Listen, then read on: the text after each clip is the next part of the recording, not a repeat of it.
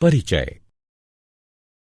जैसे कि हम पहले भी चर्चा कर चुके हैं कि जंतुओं की लगभग 12 लाख जातियां स्पीशीज पाई जाती हैं, जो कि उनके जीव की विविधता को दर्शाती है। ये सभी जंतु एक दूसरे से अपने अपने वासस्थान, संगठन के स्तर, शारीरिक संरचना, सम्मिति, देह गुहा यानी प्रगुहा, जनन परत, गमन के प्रकार, श्वसन, उत्सर्जन, जनन आदि में एक दूसरे से बिल्कुल भिन्न होते हैं।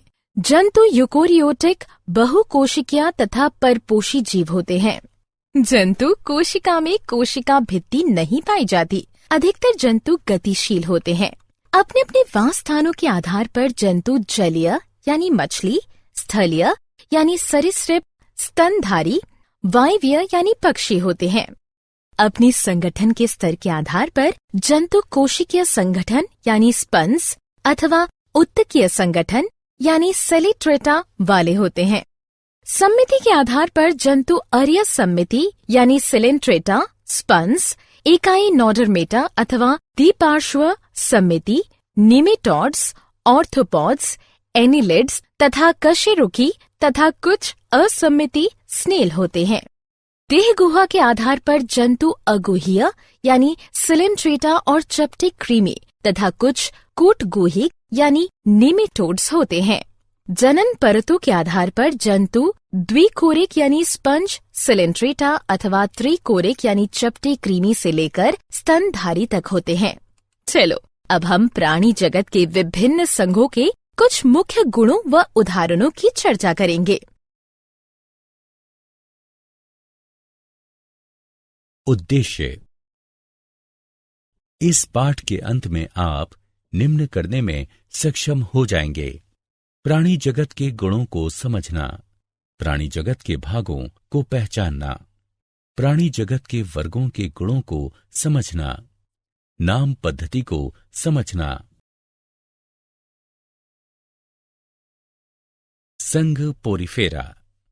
क्या तुम जानते हो कि पोरीफेरा शब्द ग्रीक भाषा के पोरस अर्थ छिद्र तथा फेर्रे यानी दिखाई शब्द से मिलकर बना है, जिसका अर्थ है वह प्राणी जिसके पूरे शरीर पर अनेक छिद्र उपस्थित हों।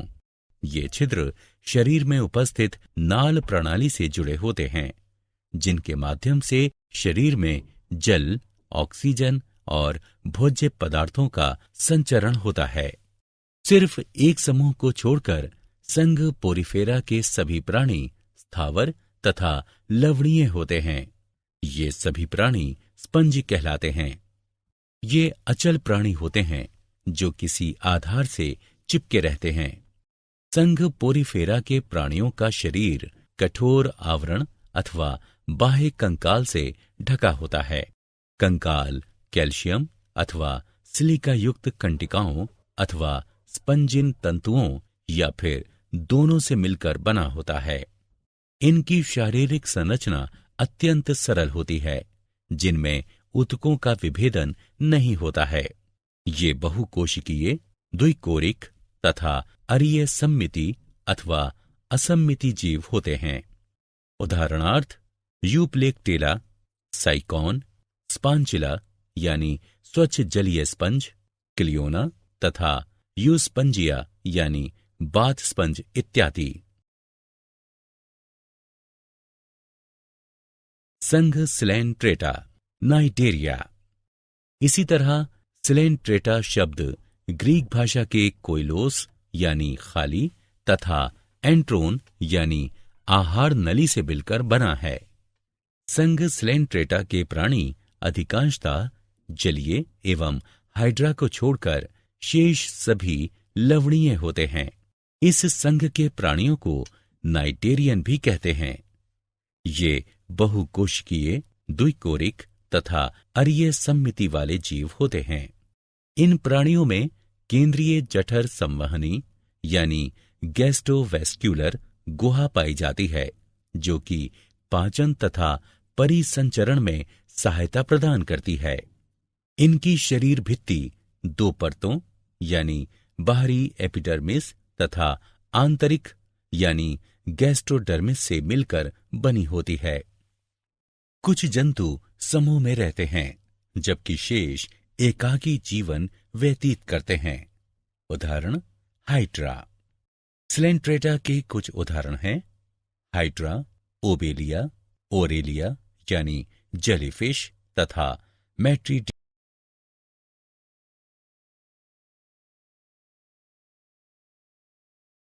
संघ प्लेटी हेलमंथीस यानी चपटे कृमि।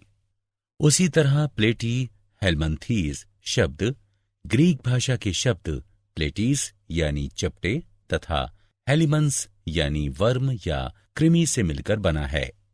इस संघ के प्राणी पृष्ठाधर रूप से चपटे होते हैं, इसलिए इन्हें सामान्यतः चपटे कृमि कहा जाता है। इस संघ के प्राणी द्विपार्श्व सममिति वाले, बहुकोशिकीय तथा त्रिकोरकी होते हैं। इन प्राणियों में देहगुहा यानी प्रगुहा नहीं पाई जाती है। इन प्राणियों में पाचन गुहा एक अकेले मुख के रूप में उपस्थित होती है। ये अधिकतर परजीवी होते हैं तथा कुछ मुक्त तैरने वाले होते हैं, जैसे कि प्लेनेरिया। प्लेटी हेलमंथीस के उदाहरण हैं प्लेनेरिया, पर्णकृमि यानी फेसियोला, सिस्टोसोमा तथा फीता कृमि यानी टीनिया।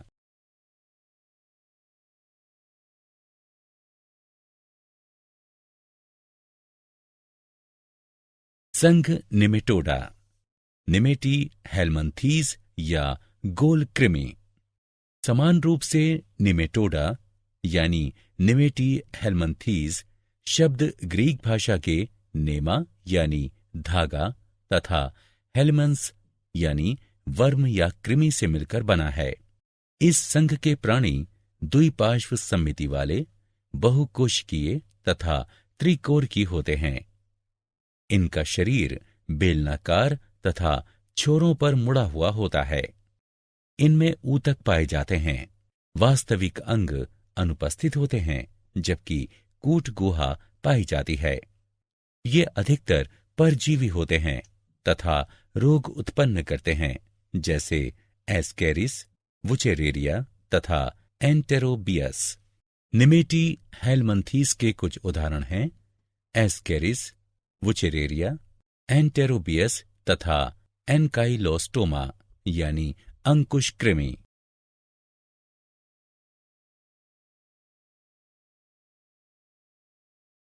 संघ एनेलिडा। क्या तुम जानते हो कि एनेलिडा शब्द ग्रीक भाषा के एनेलस यानी शरीर का खंडों में विभाजित होना उससे मिलकर बना है? इस संघ के प्राणी द्विपार्श्व सममिति वाले, बहुकोशिकीय तथा त्रिकोरकी होते हैं। इनमें वास्तविक देहगुहा पाई जाती है, अतः ये गुह्य प्राणी होते हैं। इनमें अंग पाए जाते हैं जो कि बहुत से खंडों में बटे होते हैं। ये भिन्न भिन्न वास स्थानों जैसे स्वच्छ जल, लवणीय जल तथा भूमि पर पाए जाते हैं। एनेलिडा के कुछ उदाहरण हैं पेरेटिमा यानी केंचुआ, हिरुडिनेरिया यानी जोंक तथा नेरीस।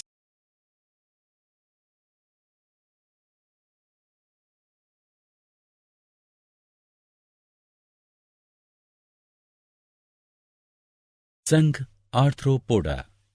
इसी प्रकार से आर्थ्रोपोडा शब्द ग्रीक भाषा के आर्थ्रोस यानी जुड़ा तथा पोडोस यानी पैर से मिलकर बना है, जिसका अर्थ है जुड़े पैर वाला प्राणी। इस संघ के प्राणी द्विपार्श्व सममिति, त्रिकोरकी तथा बहुखंडित होते हैं। इन प्राणियों में वास्तविक देहगुहा नहीं पाई जाती है। इनकी देहगुहा रक्त से भरी होती है। इनमें खुला परिसंचरण तंत्र पाया जाता है। इनका शरीर दो यानी शिरोवक्ष तथा उदर या तीन भागों सिर, वक्ष तथा उदर में विभाजित होता है। आर्थ्रोपोडा प्राणी जगत का सबसे बड़ा संघ है। वर्तमान में आर्थ्रोपोडा की लगभग 9 लाख जातियां यानी स्पीशीज ज्ञात हैं। ये प्राणी जलीय अथवा स्थलीय दोनों होते हैं। आर्थ्रोपोडा के कुछ उदाहरण हैं पेलिमॉन यानी झींगा, पेरीप्लेनिटा यानी तिलचट्टा, एपिस यानी मधुमक्खी, मस्का यानी घरेलू मक्खी, एनाफ्लीज यानी मच्छर, पेलेमनियस यानी बिच्छू, पेगोरिस्टेस यानी केकड़ा, नार्कियस यानी सहस्त्रपाद तथा तितली इत्यादि। संघ मोलस्का यानी कोमल शरीर वाले प्राणी।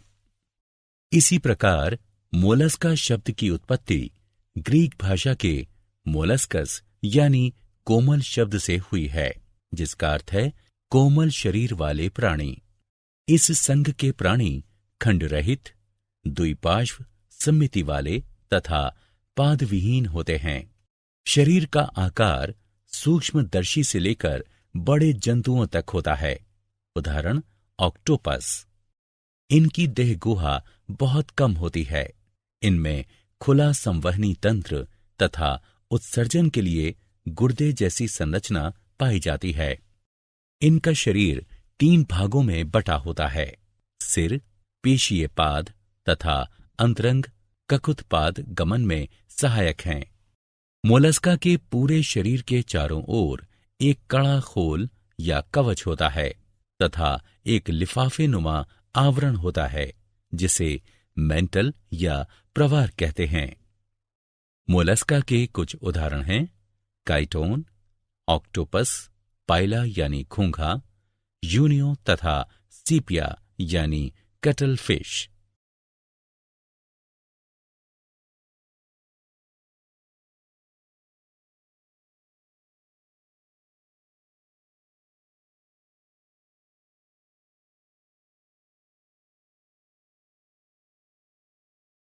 संघ इकाइनोडर्मेटा यानी शूलयुक्त प्राणी।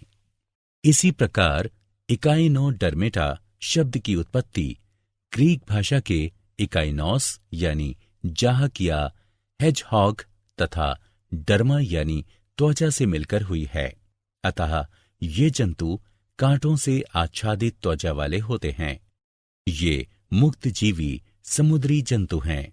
इस संघ के प्राणी अरिये, द्विपार्श्व या पंचतई सम्मिति वाले होते हैं। ये त्रिकोर की होते हैं। ये देह गुहा या प्रगुहा यानी सिलोम युक्त प्राणी होते हैं। इनमें विशिष्ट जल संवहन तंत्र पाया जाता है, जो उनके चलन में सहायक है। इनके शरीर में मुखीय तथा अमुखीय सतह पाई जाती हैं। मुखीय सतह पर पंचत्रिज्यीय सतह पाई जाती है, जिसे एम्बुलेक्रल कहते हैं। इनके पूरे शरीर पर कठोर कैल्शियम कार्बोनेट का कंकाल एवं कांटे पाए जाते हैं। इकाइनोडर्मेटा के कुछ उदाहरण हैं एस्टेरियस यानी तारा मछली, इकाइनस यानी समुद्री अर्चिन, एंडीटोन यानी समुद्री लिली तथा ओफियूरा यानी भंगुर तारा।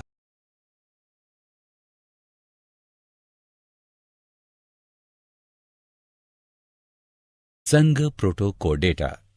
क्या तुम जानते हो कि प्रोटाकोडेटा शब्द की उत्पत्ति ग्रीक भाषा के प्रोटो यानी आद्य तथा कोडा यानी छड़ से मिलकर हुई है।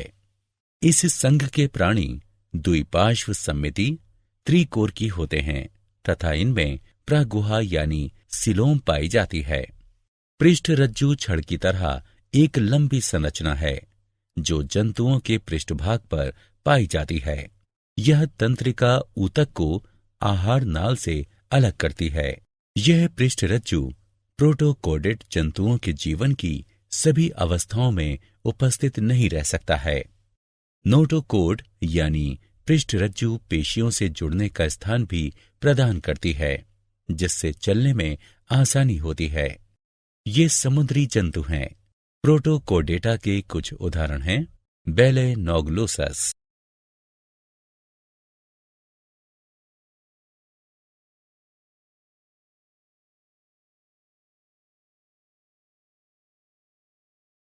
संघ वर्टिब्रेटा यानी कशेरुकी। इसी प्रकार कोडेटा शब्द ग्रीक भाषा के कोडा शब्द से बना है, जिसका अर्थ है छड़। इस संघ के प्राणी द्विपार्श्व सम्मिति त्रिकोर की देह गुहा वाले प्राणी हैं। इनमें ऊतकों एवं अंगों का जटिल विभेदन पाया जाता है। पृष्ठरज्जु छड़ की तरह एक लंबी संरचना है जो जंतुओं के पृष्ठभाग पर पाई जाती है। यह तंत्रिका ऊतक को आहार नाल से अलग करती है। यह पृष्ठरज्जु कशेरुकी जंतुओं के जीवन की सभी अवस्थाओं में उपस्थित रहता है। इन जीवों में एक पृष्ठरज्जु के निकट एक पृष्ठ नलिका युक्त मेरुदंड पाया जाता है। इनके जीवन की कुछ अवस्थाओं में युग्मित क्लोम थैली पाई जाती है। इन जंतुओं में वास्तविक मेरुदंड एवं अंतः कंकाल पाया जाता है। इस कारण जंतुओं में पेशियों का वितरण अलग होने लगता है एवं पेशियां कंकाल से जुड़ी होने के कारण इन्हें चलने में सहायता करती हैं। इनमें ऊतकों एवं अंगों का जटिल विभेदन पाया जाता है। वर्टिब्रेटा को 5 वर्गों में विभाजित किया गया है: मत्स्य, उभयचर, सरीसृप, पक्षी, स्तनधारी।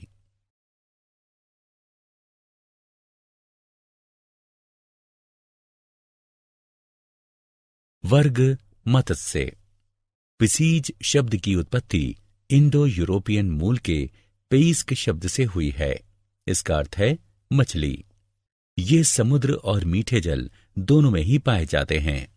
ये क्लोमों द्वारा जल में घुलित ऑक्सीजन को ग्रहण करते हैं। मत्स्य वर्ग के प्राणियों का शरीर धारा रेखीय होता है तथा ये अपने पंख यानी फिन्स एवं मांसल पूंछ का प्रयोग तैरने के लिए करते हैं। इनमें उपास्थि अथवा अस्थि कंकाल पाया जाता है।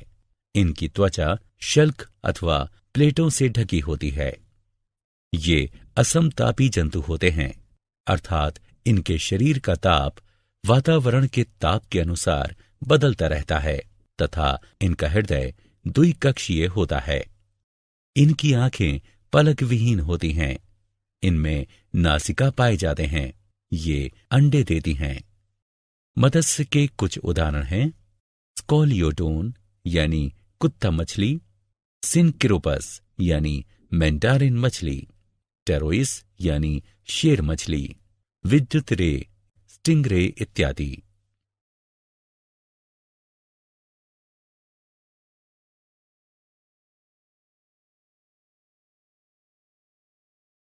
वर्ग उभयचर।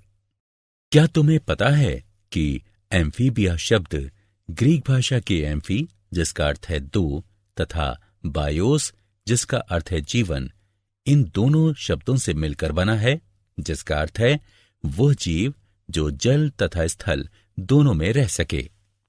ये जंतु मछलियों से विकसित हुए हैं, लेकिन शल्क के स्थान पर इनकी त्वचा में श्लेष्म ग्रंथियां पाई जाती हैं। इनकी त्वचा चिकनी तथा फिसलने वाली जो कि श्लेष्म से परिपूर्ण होती हैं।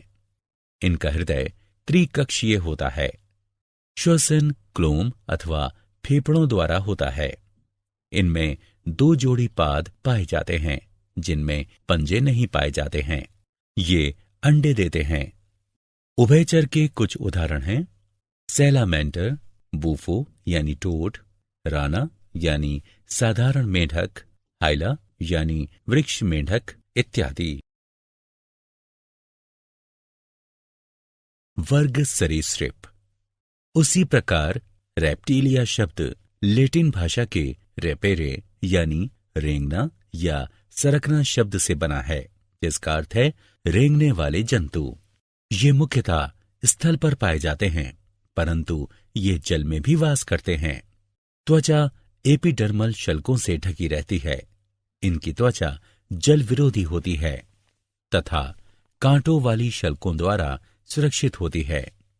ये असमतापी जंतु होते हैं। इनका हृदय त्रिकक्षीय होता है, लेकिन सिर्फ मगरमच्छ में 4 कक्षीय हृदय पाया जाता है। इनमें श्वसन फेफड़ों द्वारा होता है। शरीर सिर, गर्दन, धड़ तथा पूंछ में विभाजित होता है। इनमें 5 अंगुलियों युक्त पाद तथा पंजे युक्त अंगुलियां पाई जाती हैं। इनके अंडे कठोर कवच से ढके होते हैं। इसी कारण इन्हें जल में अंडे देने की आवश्यकता नहीं पड़ती है। उभयचर वर्ग के कुछ उदाहरण हैं टर्टल, कैमेलियन, नाजा यानी किंग कोबरा, ड्रैको यानी ओडन छिपकली, हेमीडेक्टाइलस यानी घरेलू छिपकली इत्यादि।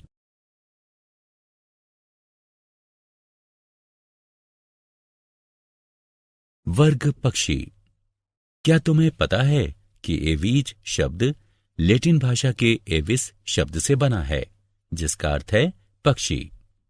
इनका शरीर तरकु या नाव की आकृति का होता है, जो कि सिर, गर्दन, धड़ तथा पूंछ में विभक्त होता है। इनका शरीर परों से ढका होता है। ये समतापी प्राणी हैं। इनका हृदय 4 कक्षीय होता है। ये फेफड़ों द्वारा श्वसन करते हैं। अग्रपाद रूपांतरित होकर पंख बनाते हैं।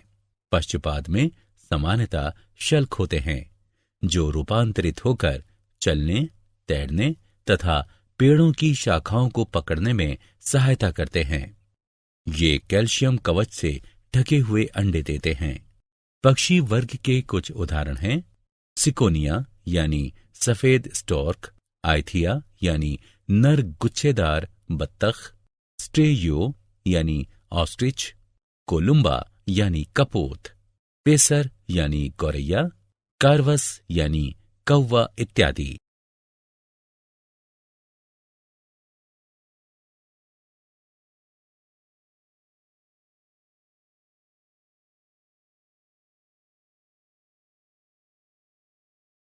वर्ग स्तनधारी।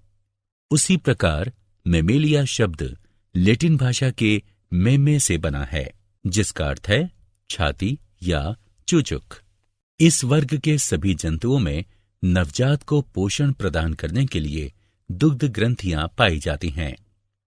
इनकी त्वचा पर बाल पाए जाते हैं एवं स्वेद तथा तेल ग्रंथियां पाई जाती हैं। ये समतापी प्राणी हैं। इनका हृदय 4 कक्षीय होता है। इनका शरीर सिर, गर्दन, धड़ तथा पूंछ में विभक्त होता है। बाह्य कर्ण पल्लव पाए जाते हैं। इनमें 4 पाद पाए जाते हैं। मध्यपट इनके शरीर को 2 आंतरिक कोशों या गुहाओं में विभक्त कर देता है। श्वसन की क्रिया फेफड़ों द्वारा होती है। इस वर्ग के जंतु शिशुओं को जन्म देने वाले होते हैं। हालांकि कुछ जंतु अपवाद स्वरूप अंडे भी देते हैं, जैसे कि इकिडना तथा प्लेटिपस। इस वर्ग के कुछ उदाहरण हैं बिल्ली, चूहा, चमगादड़, बंदर, चिंपांजी, गोरिल्ला तथा मनुष्य।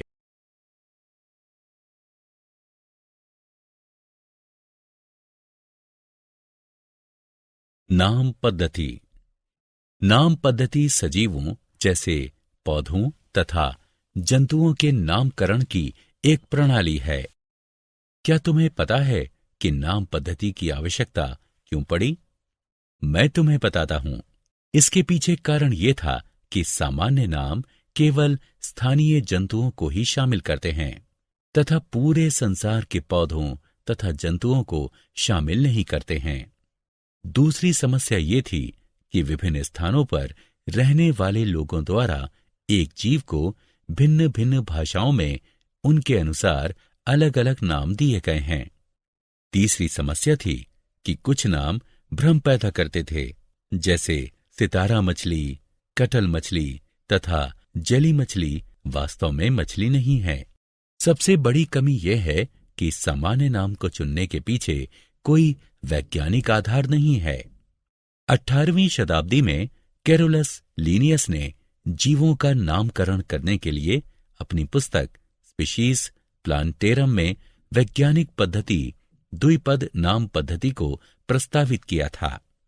द्विपद नाम पद्धति में पहला नाम जीनस और दूसरा स्पीशीज का होता है। द्विपद नाम पद्धति में वैज्ञानिक नाम लिखने से पहले इस पद्धति के कुछ नियमों का पालन करना चाहिए। प्रत्येक वैज्ञानिक नाम में 2 शब्द अवश्य होने चाहिए, जीनस तथा स्पीशीज नाम। जीनस का नाम अंग्रेजी के बड़े अक्षर से शुरू होना चाहिए। स्पीशीज का नाम अंग्रेजी के छोटे अक्षर से शुरू होना चाहिए।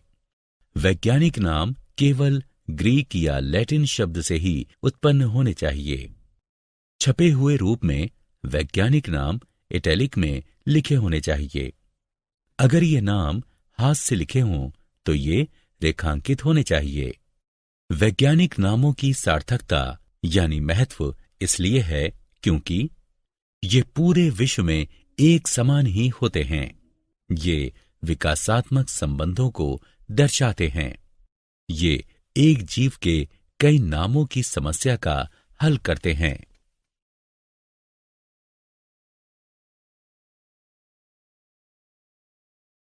क्या आप जानते हैं जंतु जगत को दो समूहों में विभक्त किया गया है, अरज्जुकी तथा रज्जुकी। अरज्जुकी में 8 संघ आते हैं, Porifera, Coelenterata, Platyhelminthes, Nematoda, Annelida, Arthropoda, Mollusca और इकाइनोडर्मेटा। जबकि रज्जुकी को 2 समूहों में विभक्त किया गया है, प्रोटोकोडेटा तथा वर्टिब्रेटा यानी कशेरुकी। वर्टिब्रेटा यानी कशेरुकी को पुनः 5 वर्गों में विभक्त किया गया है, मत्स्य, उभयचर, सरीसृप, पक्षी तथा स्तनधारी।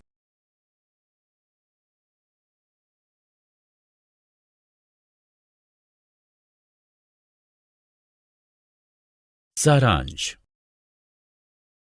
आइए हमने जो कुछ सीखा है उसे संक्षेप में दोहराएं। जंतु बहुकोशिकीय यूकेरियोट होते हैं। इनमें परपोषी पोषण, चलन तथा तंत्रिका तंत्र के माध्यम से अति संवेदनशीलता पाई जाती है।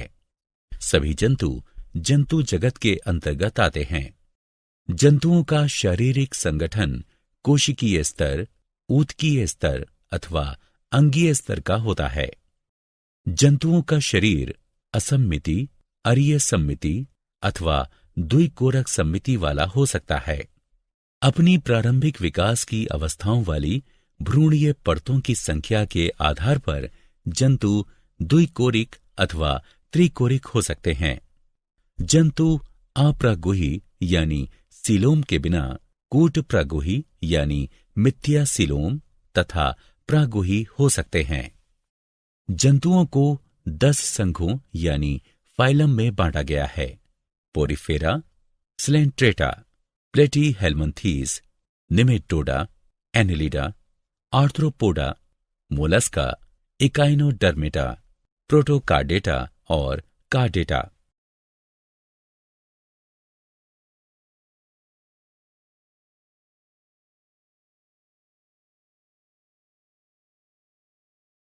वर्टिब्रेट यानी कशेरुकी को 5 वर्गों में विभक्त किया गया है, मत्स्य, उभयचर, सरीसृप, पक्षी तथा स्तनधारी। द्विपद नाम पद्धति जीवों में विविधता की पहचान के लिए एक सतत मार्ग बनाता है। द्विपद नाम पद्धति में पहला नाम जीनस और दूसरा स्पीशीज का होता है।